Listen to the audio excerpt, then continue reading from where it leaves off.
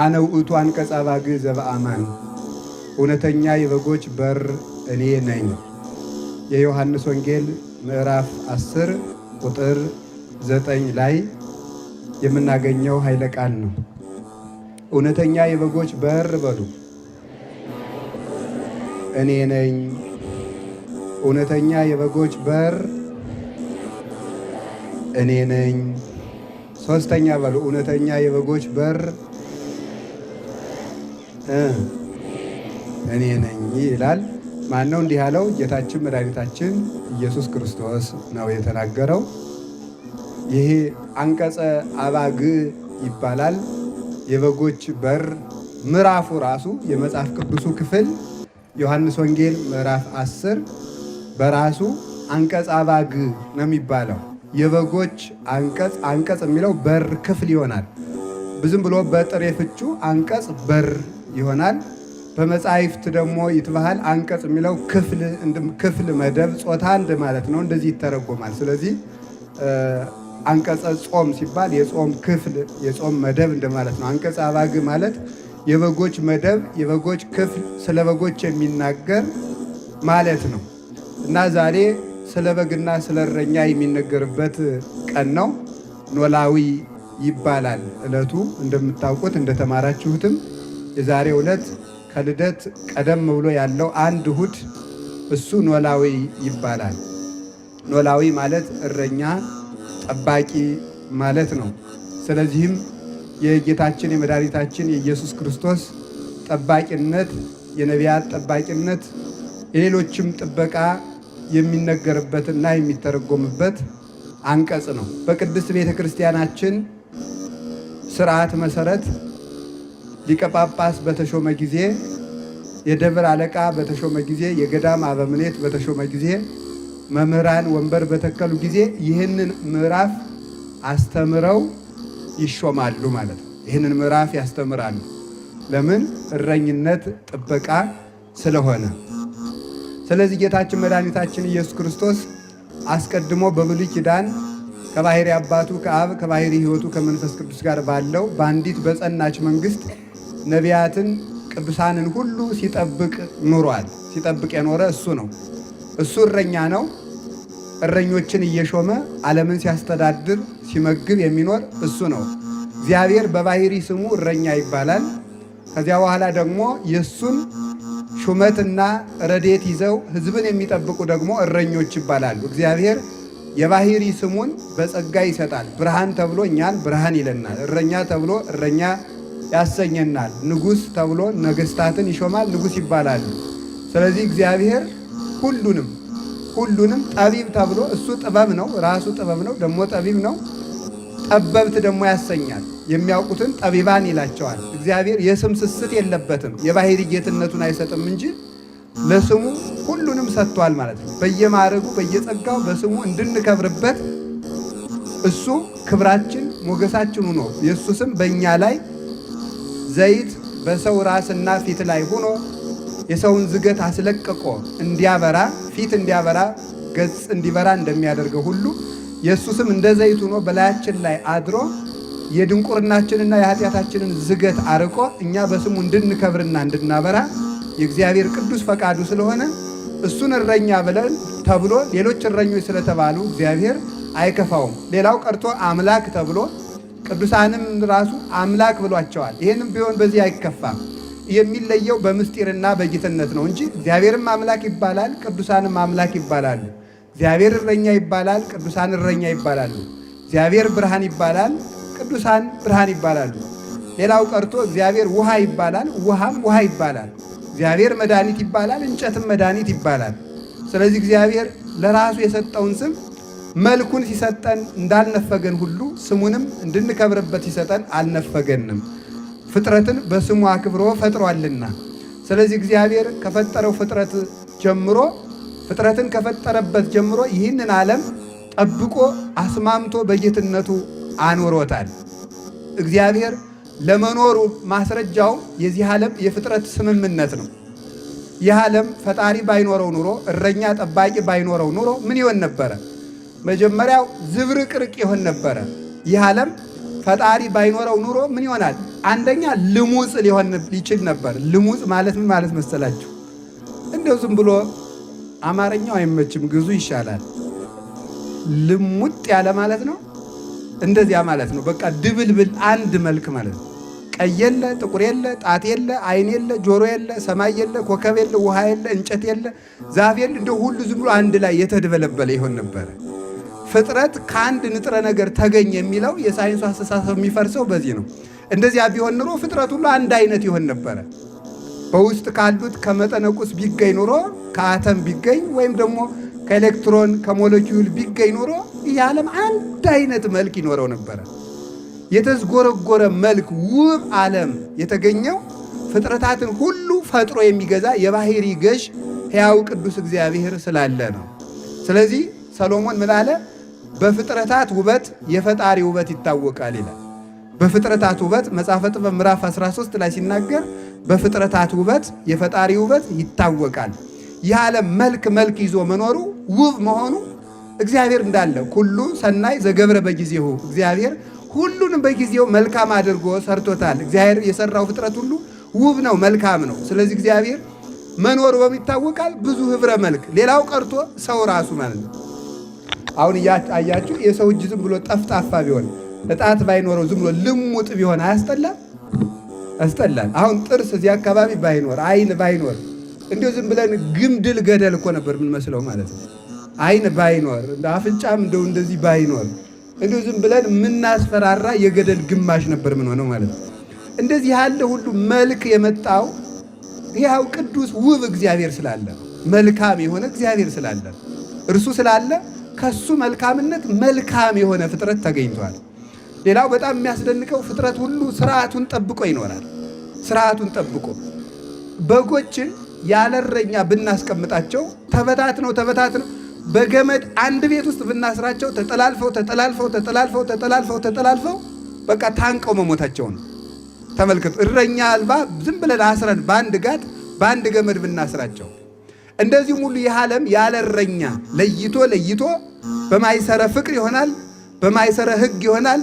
ሁሉንም አትሞ በየትእዛዙ ባያስረው ኑሮ ዘምቅድም ዓለም ሀታሚ ከጥንት ጀምሮ ዓለምን የሰራ ያሰማራ የቀጣ ከዚህ እስከዚህ ስፋ ከዚህ ወዲህ አትለፍ ከዚህ አትትረፍ ብሎ ወሰን ያስቀመጠ እግዚአብሔር ባይኖር ፍጥረት ሁሉ ስርዓቱን አልፎ ይደበላለቅ ነበረ። ስለዚህ በስርዓት የምንኖር ለዚህ ዓለም ጠባቂ ስላለው ታች ያለው ውሃ ወደ ላይ እንዳይፈላ ወደ ላይ እንዳይመጣ እንግዲህ ታች እንደምታውቁት ከዚህ መሬት በታች ነፋስ አለ፣ እሳት አለ፣ ከዚያ ውሃ አለ፣ መሬት አለ። የታችኛው ነፋስ እሳቱን አንድዶ እሳቱ ደግሞ ውሃውን አፍልቶ ውሃው ደግሞ መሬቱን በጥብጦ እንዳንጠፋ በየስርዓቱ መኖራችን ምንን ያስረዳል ሲባል ፍጥረትን የሚጠብቅ ሕያው ቅዱስ እግዚአብሔር እንዳለ ያስረዳል። ፍጥረትን ሁሉ የሚያስተዳድረው እግዚአብሔር አለ። የፍጥረታት ምናቸው ስርዓታቸውን ጠብቀው መኖራቸው። እንዲያውም ቅዱስ ባስልዮስ ዘቂሳርያ ሲናገር ምን ይላል? ከፍጥረቱ ከወሰኑ የሚያልፍ ፍጥረት የለም። ለምሳሌ አሳ ባህር ውስጥ ይኖራል አይደል? አሳ ግን ባህር ሀገሩ ስለሆነ የደጋው አሳ ወደ ቆላ ሄድም። አይገርማችሁ? የቆላው አሳ ደግሞ ባህር ተመቼ ብሎ ወደ ደጋው ሄድም። ውሃው የሚስማማው ዝርያ አላቸው። አሳ ወሰኑን አውቆ ሲኖር ሰው ወሰኑን አያውቅም ይላል ቅዱስ ባስልዮስ ዘቂሳርያ። ታች አካባቢ የሚገኘው አሳ ላይ የለም። ላይ የሚረባው ዝርያ ታች የለም። ተጠው ዛሬም እኮ የአሳ ማከማቻ ምንድን ነው የሚባለው? ኢንዱስትሪው ወይም ደግሞ እንደ አነባበቡን አልቻልኩትም፣ ኢንዱስትሪ ነው የምትሉት ይሁን። በቃ ዞሮ እንደዚያ ያለ ሲከፈት ዝርያው ይጠናል። ይመቸዋል ወይ? የቆላው ዛፍ ደጋ አይለምድም፣ የደጋው ዛፍ ቆላ አይለምድም። ሁሉም ስርዓቱን ጠብቆ ነው የሚኖረው፣ በስርዓቱ ይኖራል። ስለዚህ በስርዓት የሚኖረው ስርዓት የሚያዝ ፍጥረት እንደው ዝም ብሎ በአጋጣሚም ቢመጣ ኑሮ ከመጣ በኋላ ስርዓት የሚያስዘው ማን ነው? ሕያው ቅዱስ እግዚአብሔር በስርዓት የሚያስተዳድር በወሀቤከ ተፈጥረ ኩሉ ወበሀቤከ ይቤይት ኩሉ። ሁሉ በአንተ ተፈጠረ፣ ሁሉ በአንተ ተከናወነ፣ ሁሉ በአንተ ወጥቶ ይገባል ይላሉ ሰለስቱ ምዕት በቅዳሴያቸው። በእግዚአብሔር ሁሉ ይሰማራል። ስለዚህ ይህንን ያስተዳደረ ማን ነው? እግዚአብሔር ነው። ፍጥረታት እንዴት ተስማምተው ኖሩ? እንዴት ልንኖር ቻልን? ሌላው ቀርቶ አሁን እኛ ራሳችን እሳት፣ ውሃ፣ ነፋስ ነን አይደል? ልብ በሉ። ነፋሱ ውሃና ነፋስ ምንድን ናቸው? ውሃና መሬት ምንድን ናቸው? ጠላት። የውሃ ጠባያችን እሳቱን ቢያጠፈው እኮ ሰው በአንድ ቀን ፍርስርሱ መውጣቱ ነው፣ እንደ ቤት ማለት ነው። የእሳት ጠባያችን ከውሃው ጋር ቢጣላ አንድ ቀን እንፈርሳለን። ነፋሱ ደግሞ የመሬት ጠባያችን ቢበታትነው ደግሞ አንድ ቀን መፍረሳችን ነው። ፍጥረታት እንዴት በስርዓት ኖሩ ነው። አሁን ደግሞ እንዴት ተስማምተው ኖሩ?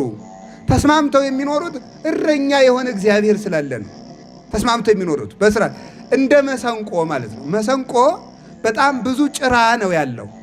የሚቃኘው አዝማሪ ግን አንድ አድርጎ ሲቃኘው አንድ ድምፅ ያወጣል። ጭራው ብዙ ነው፣ ግን ድምፁ አንድ ነው። ይህ ዓለም በጣም ብዙ ጠባይ፣ ብዙ ህብረ መልክ፣ ብዙ ህብረ ጾታ አለው። ተስማምቶ የኖረው ለምንድን ነው ሲባል እንደ መሰንቆ የሚቃኘው እግዚአብሔር ስላለ ነው። ስለዚህ ቅዱስ አትናቴዎስ ምን አለ? መሰንቆ ዘይቤ ሃይማኖት ኢቲ እንተ ለብስዋ ሰማይት። መሰንቆ ይሉሃል ሌላ አይደለም። መሰንቆስ በላይ ሰማይታት በክብር የለበሷት በመከራ የተጎናጸፏት አክሊል የተቀዳጁባት ሃይማኖት ናት።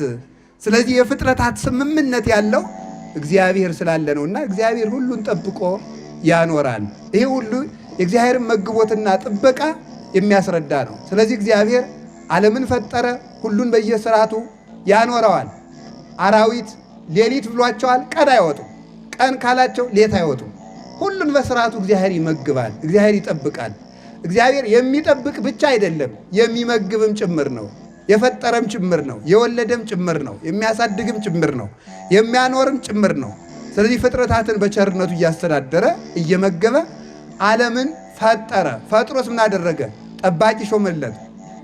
ለሰማይ ጠባቂ አለው፣ ለፀሐይ ጠባቂ አለት፣ ለውሃው ጠባቂ አለው። ለምሳሌ አሁን የፀሐይ ወንፊት የሚባል አለ፣ ምዕዛረ ፀሐይ የሚባለው የፀሐይ ወንፊት በየሰዓቱ ስንት ቀዳዳ መከፈት እንዳለበት ጠባቂ መልአክ አለው። በጣም መጥኖ ባይከፈት ኑሮ ወንፊቱን በዛ አድርጎ አንድ ጊዜ በጣም ብዙ ስቁረት ቢለቀቅ ፍጥረት በአንድ ቀን ይቃጠላል። ያንን ወንፊት የሚመጥኑ መላእክት አሉ።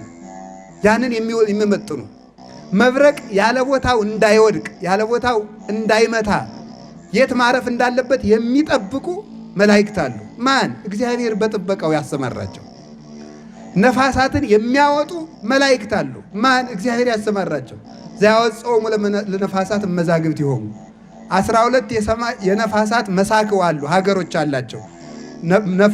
ነፋሳት ወይም ነፋስ 12 አለቆች አሏቸው፣ ለነሱ ሀገር አላቸው። 8ቱ የመዓት ናቸው፣ 4ቱ የምሕረት ናቸው። ስለዚህ ሕዝብ በበደለ ጊዜ ከ8ቱ ነፋሳተ መዓት የስትንፋስ ያህል ጥቂቷን ሲያነፍሳት ሀገር በድርቅ ይመታል። ያንበጣ ኩኩባ ሁሉ በምድር ላይ ይዘራል ማለት ነው።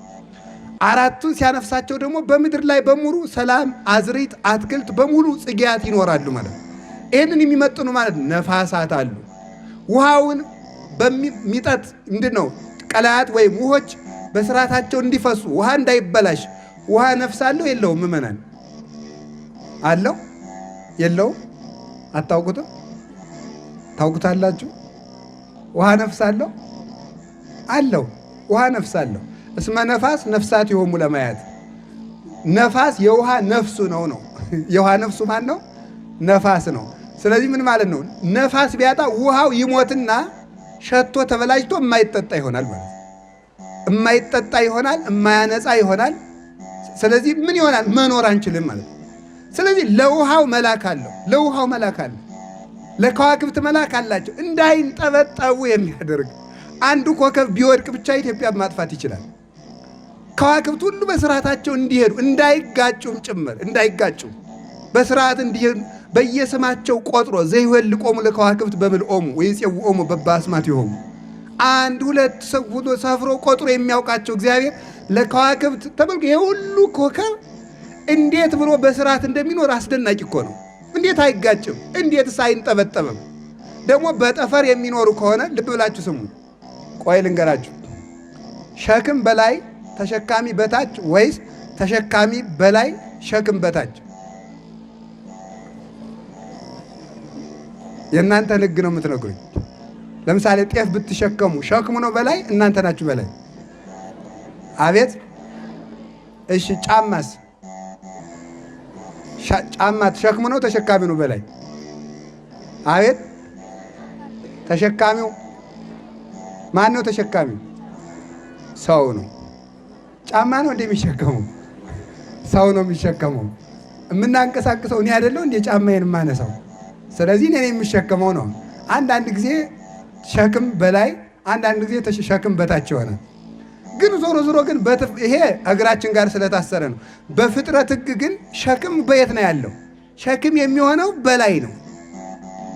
እግዚአብሔር ግን ምን አደረገ? በታች ብናደርገው ይንጠበጠባል። መኖሪያቸውን ወይም አጽንቷቸው የሚኖረውን ጠፈርን በላይ አድርጎ ከዋክብቱን በታች ሲያደርጋቸው እንደ ጥሬ ለምን አይንጠበጠቡም? ማን ስለሚያስተዳድራቸው ነው? እግዚአብሔር ስለሚያስተዳድራቸው ነው።